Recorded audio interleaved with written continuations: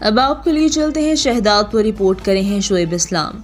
Army public school کے شہداء کی لازوال قربانیوں کو پوری قوم سلام پیش کرتی ہے۔ شہداء APS نے پاکستانی قوم کو دہشت گردی کے خلاف متحد کیا۔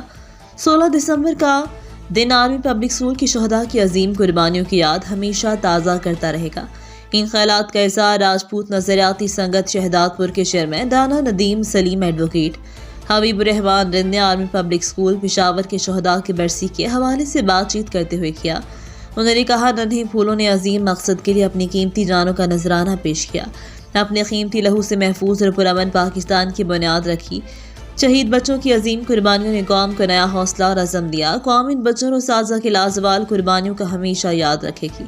ایڈوکیٹ حبیب الرحمان رند نے کہا کہ شہید بچے اور اساتذہ پوری قوم کے ہیرو ہیں۔ ہم شہداء APS کی خاندانوں کے ساتھ مکمل یکجہتی کا اظہار کرتے ہیں۔ شہداء APS کی عظیم قربانیوں کو تا قیامت تک یاد رکھا جائے گا۔ حالات حاضرہ سے باخبر رہنے کے لیے دیکھتے رہیے ریڈ نیوز۔